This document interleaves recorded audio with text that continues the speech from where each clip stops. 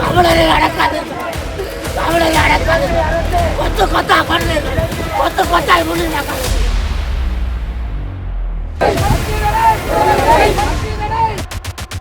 நீக்கு நீக்கு சரத் பொன்சேகா எத்தனை கேவலமான வார்த்தைகள் சொல்லுகிறார். ஒரு காலமும் தமிழர்களை அடக்க நினைக்க வேண்டாம். அனுர அரசுக்கு பகிரங்கமாக கோரிக்கை விடுகிறோம்.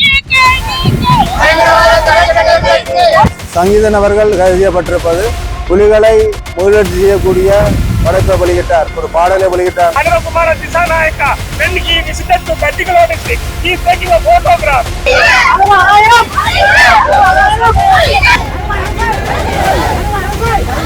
அனுர அரசினுடைய இந்த இனவாத முகம் இங்கே வெளிப்பட்டு நிற்பதை நாங்கள் பார்க்கின்றோம். நீண்ட கொடிய யுத்தத்துக்கு விதையிட்டவர்கள் நீங்களே தவிர நாங்கள் அல்ல. சிங்கள பிக்குகளுக்கும் இனவாதிகளுக்கும் நீங்கள் பயந்து செய்தால் ஆட்சியை விட்டு விலகிச் செல்லுங்கள். பயங்கரவாத தடை சட்டத்தை நீக்குங்கள், 6ஆம் திருத்தச் சட்டத்தை நீக்குங்கள். அவருடைய அந்த பாடல்கள்ல தமிழீழம் தலைவர் அல்லது மாவீரர்கள் என்று சொல்லிய வசனங்கள் இருக்கின்றன. இந்த வசனங்கள் தடை செய்யப்படக்கூடிய வசனங்கள் அல்ல. தமிழ் மக்கள் பட்ட வேதனைகளை வெளிக்கொணரும் ஒரு பாடலாகவே அந்த பாடல் அமைந்திருக்கின்றது. சங்கீதனையும் இன்னும் எத்தனையோ இளைஞர்களை அநியாயமாக விசாரணையின்றி இருக்கின்ற இளைஞர்களை விடுதலை செய்து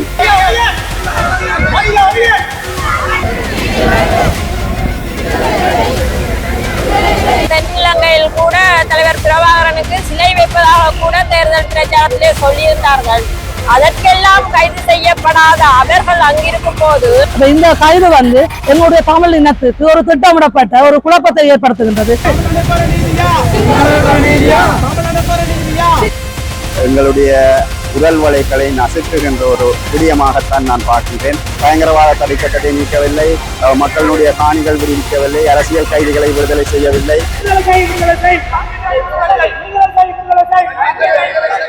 சும்மா டெக் சொந்தங்களுக்கு வணக்கம். இன்னைக்கு நாங்க கிளிநொச்சியில நிக்கிறோம். என்ன விஷயம் என்று பாத்தீங்கன்னா, கிளிநொச்சியில ஒரு இளைஞனை கைது செய்திருக்காங்க. அது சம்பந்தமா கிளிநொச்சியில ஒரு கவனஈர்ப்பு போராட்டம் நடக்குது.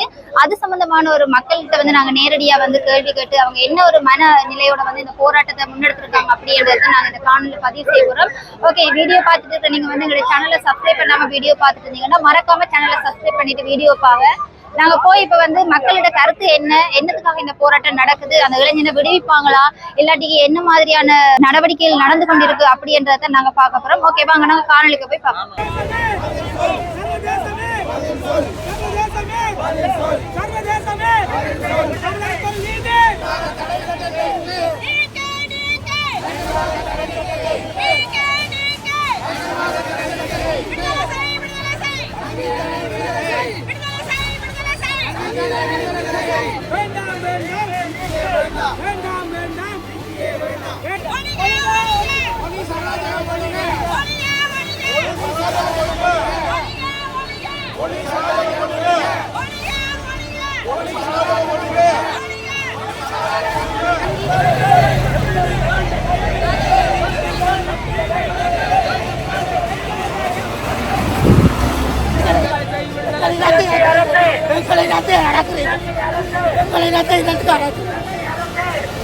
தமிழரை அடக்காது, தமிழரை அடக்காது. கொத்து கொத்தா பண்ணு, கொத்து கொத்தாய் முடிஞ்சாங்க. கொண்டுங்கள், நாங்கள் என்ன கேட்டோம்? ஆயுதம் சுத்தமா உடையாலும் நீங்கள் அதை கட்டி வைத்திருக்கிறீர்கள். எங்களையே கொண்டு இளைஞர்களை கைது செய்யாது, இளைஞர்களை கைது செய்யாது, இளைஞர்களை கைது செய்யாது. தமிழரை அழிக்காத.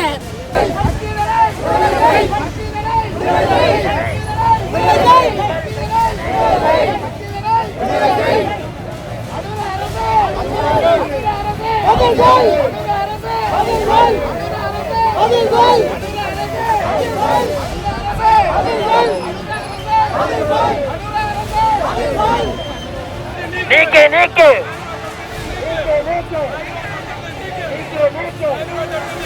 நீக்கு நீக்கு இதே நான் ஒன்று சொல்ல விரும்புகிறேன். சரத் பொன்சேகா எத்தனை கேவலமான வார்த்தைகள் சொல்லுகிறார். சரத் பொன்சேகா இன்று அவர் உண்மையாக விசாரிக்கப்பட வேண்டியவர். இன்று எத்தனையோ எங்களை மக்கள் சொத்துக்கள் நகைகள் திருட்டுத்தனமாக கொள்ளையடித்துவிட்டு இந்த அரசு கொள்ளைவாடி கொண்டிருக்கிறார். ஆகவே விசாரணை செய்ய வேண்டிய எத்தனை பேர் இருக்கிறார்கள். அப்பாவி மக்களை சங்கீதம் போல அப்பாவி மக்களை கைது பண்ணி ஒரு காலமும் தமிழர்களை அடக்க நினைக்க வேண்டாம். அனுர அரசுக்கு பகிரங்கமாக கோரிக்கை விடுகிறோம். தமிழரை அழிக்காது, தமிழரை அழிக்காது, தமிழரை அழிக்காது, தமிழரை அழிக்காது, தமிழினம் வேண்டும், தமிழர் வேண்டும், தமிழரை அழிக்காது. நாங்கள் என்ன செய்தோம்? ஒரு இளைஞரை, ஒரு சின்ன பிள்ளை, அந்த பிள்ளைக்கு தவறியும் 12 வயது பிள்ளைக்கு 2-3 வயது பிள்ளைக்கு தவறியும் போராட்டத்தை அடைக்கும் போது அந்த பிள்ளைக்கு வயது. நாங்கள் குற்றம் செய்தால் எங்களை அடையுங்கள், நாங்கள் ஆயுதம் என்ற எங்களை அடையுங்கள். நாங்கள் இந்த வைக்கின்றோம். எங்கள் குரல் நசிக்காது, எங்கள் குரலை நசிக்காது. தமிழர்களை கைதிகள் அவனுக்கு யுத்தம் என்றால் என்னன்னு தெரியாது, அவனுக்கு யுத்தம் என்றால் என்னன்னு தெரியாது.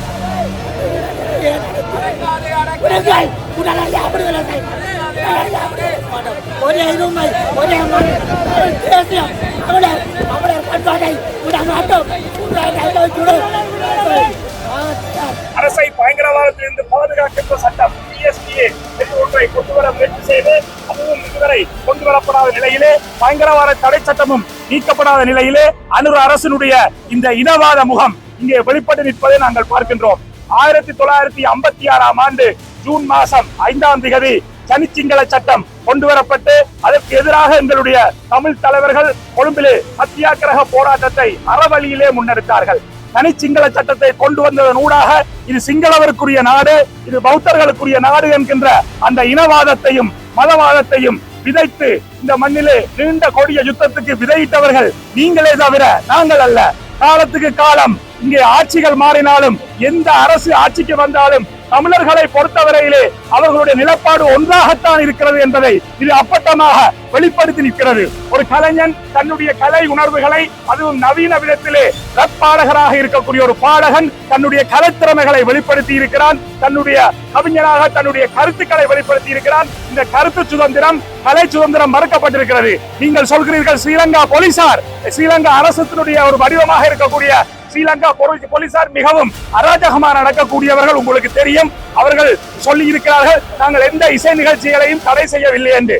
இப்படியான கலைஞர்கள், இளைஞர்கள் எங்கள் மத்தியிலே உருவாகும் பொழுது இப்படியான கைதுகளை செய்து கலைஞர்களை பயப்படுத்தியும் அச்சுறுத்தியும் எங்களுடைய கலை வடிவங்களை அழிப்பதன் ஊடாக தமிழினத்தை அழித்து விடலாம் என்று ஒருபோதும் கனவு காணாதீர்கள். இந்த அடக்குமுறைகள் எல்லாம் நிச்சயமாக மக்கள் எழுச்சியாக மாறுமே தவிர நீங்கள் நினைப்பது போல அடங்கி போவதற்கு தமிழர்கள் ஒன்றும் கோழைகள் அல்ல.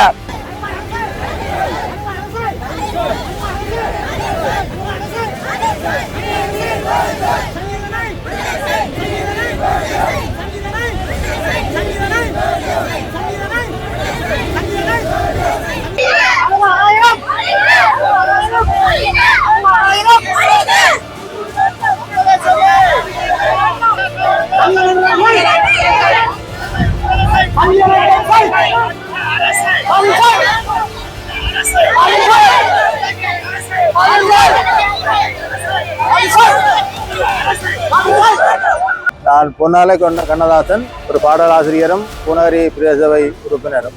இன்று நாங்கள் இந்த கிளிநொச்சி நகரிலே இளங்கலைஞர் சங்கீதன் அவர்களின் கைதை எதிர்த்து ஒரு பேரணியை நிகழ்த்தி கொண்டிருக்கின்றோம். இந்த சங்கீதன் அவர்கள் கைது செய்யப்பட்டிருப்பது புலிகளை முதலீட்டு செய்யக்கூடிய படைப்பை வெளியிட்டார், ஒரு பாடலை வெளியிட்டார் என்ற வகையிலே பயங்கரவாத தடை சட்டத்தில் கைது செய்யப்பட்டிருக்கின்றார். அவர் இளங்கலைஞன் 45 ஆண்டுகளை தாண்டி இந்த மண்ணிலே இந்த தமிழ் மக்களை ஒடுக்குவதற்காக கொண்டு வரப்பட்ட பயங்கரவாத தடை சட்டத்தின் கீழ் ஒரு 22 இளங்கலைஞன் கைது செய்யப்பட்டிருக்கிறார்.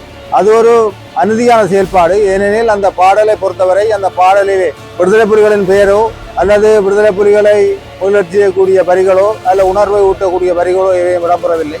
இந்த தமிழ் மக்கள் பட்ட இன்னல்கள், தமிழ் மக்கள் பட்ட வேதனைகளை வெளிக்கொணரும் ஒரு பாடலாகவே அந்த பாடல் அமைந்திருக்கின்றது.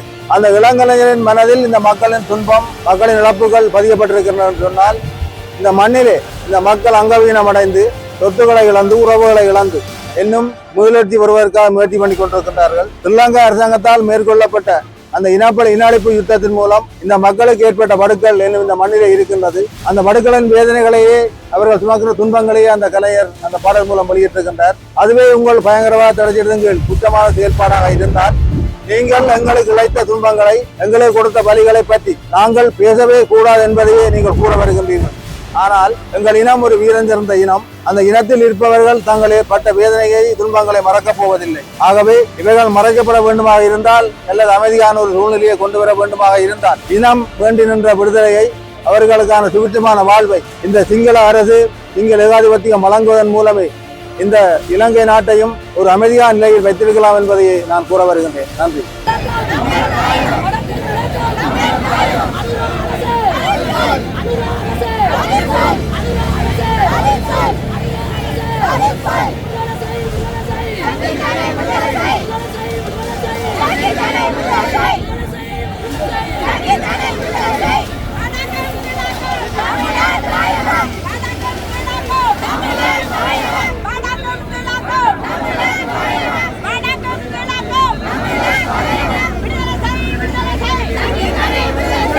வணக்கம் அக்கா.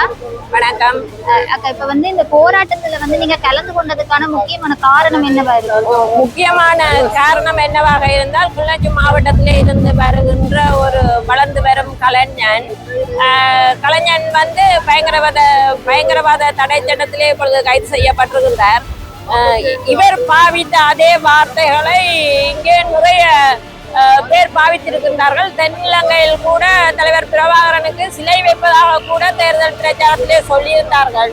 அதற்கெல்லாம் கைது செய்யப்படாத அவர்கள் அங்கிருக்கும் போது தன்னுடைய சிந்தனையிலே வந்த சில வரலாற்று தொன்மை மிக்க சொற்களை விடுதலை புலிகள் காலத்தில் அல்ல இந்த சொல், ராஜராஜ சோழனுடைய காலத்தில் இருந்து எங்களுடைய தமிழ் மரபுகளில் வந்த சொற்களை அவர் கோர்த்து ஒரு பாடலை பாடியதற்காக அவர் கைது செய்யப்பட்டிருக்கின்றார். அவரை விடுதலை செய்ய கோரி இங்கே நாங்கள் மக்கள் அனைவரும் இங்கே அணிதிரண்டு நிற்கிறோம். உலகத்துக்குமே அறத்தையும் வீரத்தையும் சொன்ன இனம் எங்களுடைய தமிழினம்.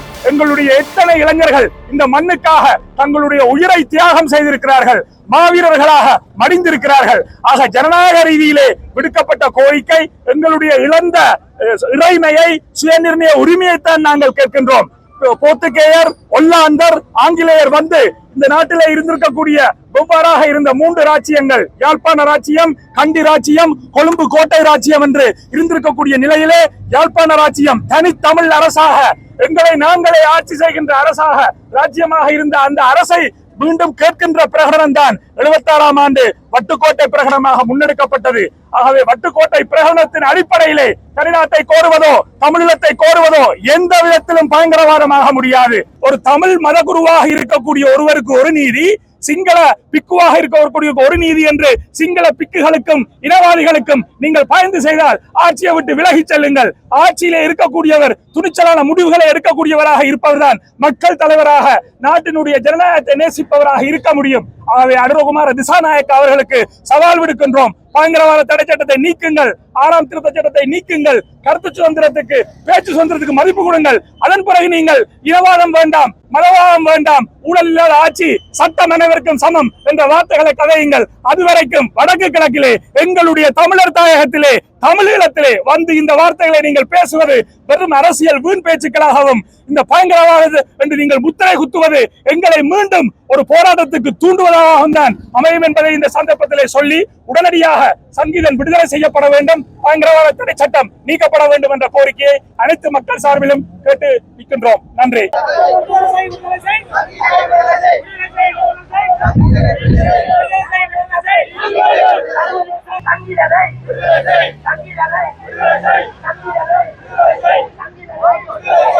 கைது செய்யப்பட்டு அவரை விடுதலை செய்ய வேண்டும் என்ற நோக்கத்தோடு அனைவரும் ஒன்று கூடி எங்களுடைய எதிர்ப்பினையும் எங்களுடைய ஆர்ப்பாட்டத்தினையும் காட்டிக் கொண்டிருக்கின்றோம். இந்த பயங்கரவாத சட்டமானது 1978ஆம் ஆண்டு ஜே.ஆர். ஜெயவர்தனா ஜனாதிபதியாக இருந்த பொழுது குறிப்பாக தமிழ் மக்களுக்கு எதிராக கொண்டு வரப்பட்ட சட்டம்தான் இந்த பயங்கரவாத சட்டம். அது நாடு முழுவதற்கும் என்று சொன்னாலும் இதனால் கூடுதலாக பாதிக்கப்பட்டது தமிழ் மக்கள் தான், இன்னும் சிறப்பாக தமிழ் இளைஞர்கள் என்பதை நாங்கள் மறக்க முடியாது. இன்று கூட 30 வருடம் 35 வருடங்களாக இந்த பயங்கரவாத சட்டத்தின் பிடியின் கீழ் சிறையில் வாடுகின்ற எம் இன மக்கள், இந்த நாட்டின் மக்கள் படுகிற துன்பங்கள் சொல்லில் அடங்காது. அவருடைய குடும்பங்கள் அவர்களோடு தொடர்பில்லாமல் சிறைச்சாலைகளை வாடிக்கொண்டிருக்கிறார்கள். அவர்களுக்கு நீதி வேண்டும்.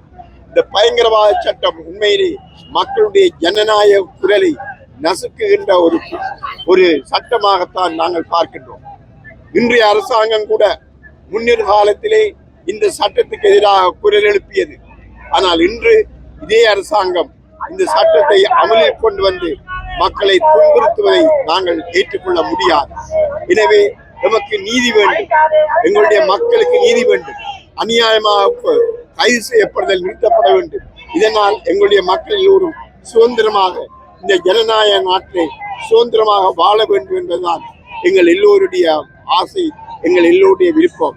எனவே அரசு இந்த மக்களுடைய அப்பாவி மக்களுடைய குரலை கேட்டு சங்கீதனையும் இன்னும் எத்தனையோ இளைஞர்களையும் அநியாயமாக விசாரணையின்றி இருக்கின்ற இளைஞர்களையும் விடுதலை செய்து இந்த நாட்டிலே ஒரு சுமூகமான சூழலை ஏற்படுத்தி கொடுக்க வேண்டும் என்று இந்த வேளையிலே நான் இந்த நாட்டின் பிரஜை என்ற மட்டிலே ஒரு மதகுரு என்ற மட்டிலே வினயமாக கேட்டு நிற்கின்றேன். இந்த போராட்டம் பயங்கரவாத தடை சட்டத்தில் சங்கீத் என்ற இளைஞன் கைது செய்யப்பட்டதுக்காக நாங்கள் வந்திருக்கிறோம். நான் ஒரு போராளியாக வந்திருக்கிறேன், ஒரு பொதுமகனாக வந்திருக்கிறேன். அதே நேரம் நாங்கள் ஒரு அமைப்பாக வந்திருக்கிறோம் என்று நினைச்சுக்கோங்க. ஆகவே எந்த வகையிலையும் இனமாக நாங்கள் இந்த இடத்துல பிரசன்னமாகி எங்களுடைய எதிர்ப்பை தெரிவிக்க வேண்டியதும் அவருடைய விடுதலைக்காக பாடுபட வேண்டியதும் எங்களுடைய கடமை.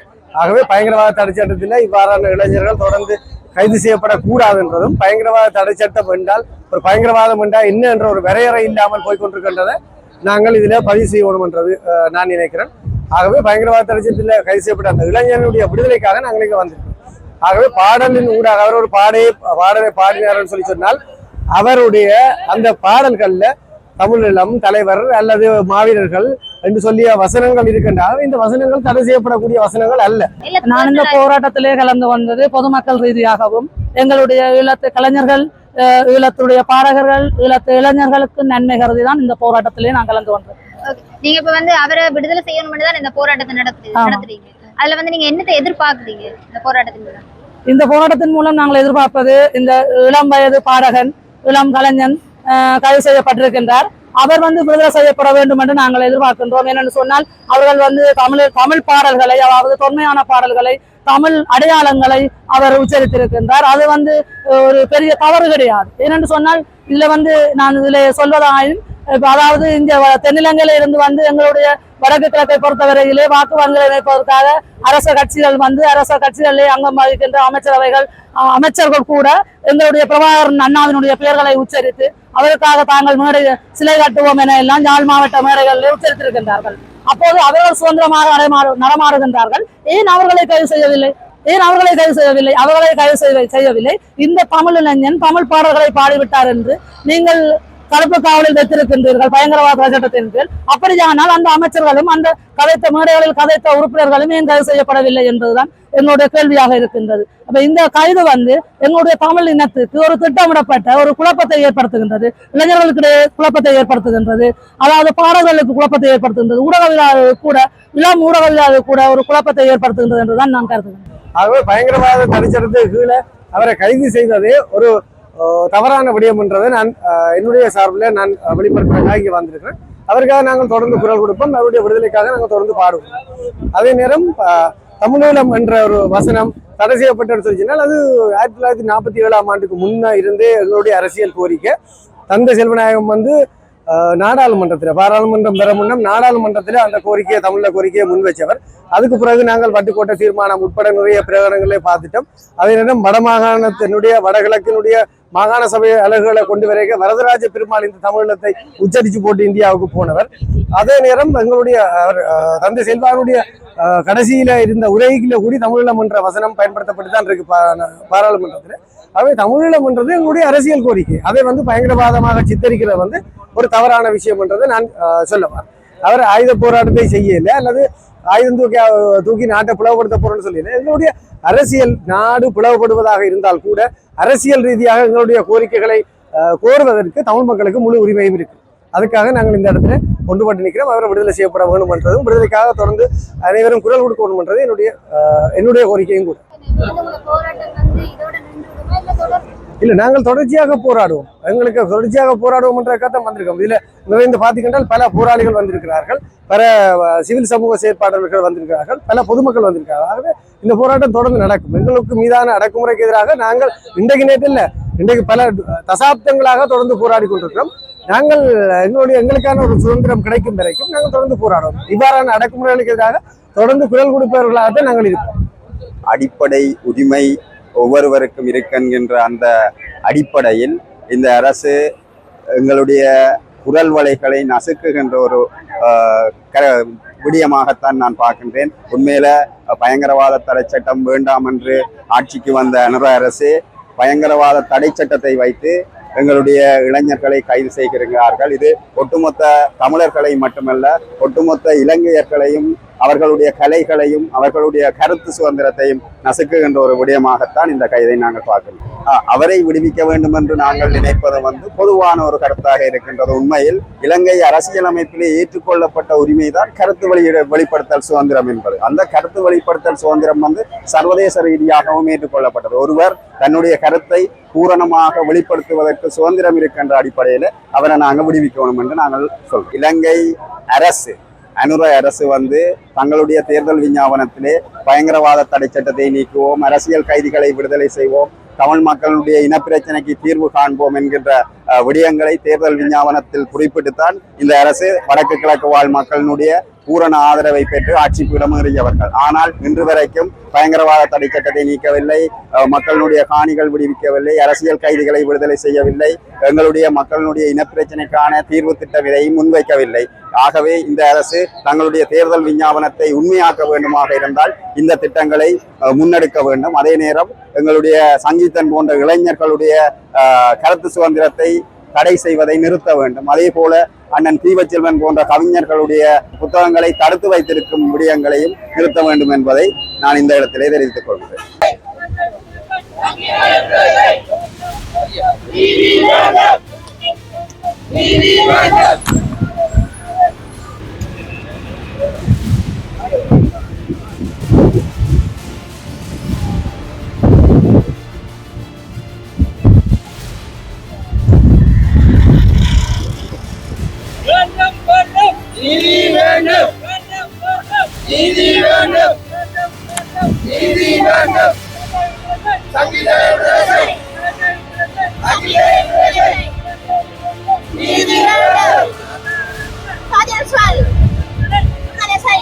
இன்றைக்கு எங்களுடைய காணொலி எதை பற்றியதாக இருந்தது நீங்கள் பார்த்தீங்கன்னா, நாங்கள் இந்த கிளிநொச்சியில் ஒரு போராட்டம் நடைபெற்றது. அதில் தான் நாங்கள் கலந்து கொண்டு அதில் நிறைய பொதுமக்கள் இணைந்து கொண்டு அவங்களுடைய கருத்துக்கள் நிறைய தெரிவிச்சிருந்தவங்க. அதை நாங்கள் காணொலியாக பதிவு செய்து உங்களுக்கு போட்டிருக்கோம், நீங்கள் பார்த்துருப்பீங்க. தொடர்ந்து இந்த காணொலியை பார்த்து கொண்டு உங்களுக்கு இதை குறித்தான கருத்துக்கள் ஏதாவது இருக்குமெண்டா கட்டாயம் அதை நீங்கள் கமெண்ட்ஸாக பகிர்ந்து கொள்ளுங்கள். மற்றும் இந்த காணொலி உங்களுக்கு பிடிச்சிருந்தது பயனுள்ளதாக இருந்தது அப்படின்னு நினைச்சா கட்டாயம் எல்லாருக்கும் இந்த காணொலியை ஷேர் பண்ணி விடுங்க. மற்றும் ஒரு காணொலியூடாக உங்களை சந்திக்கலாம். அதுவரை உங்களிடம் இந்த விடைபெற்று செல்லுங்கள். நான் அபிஷா.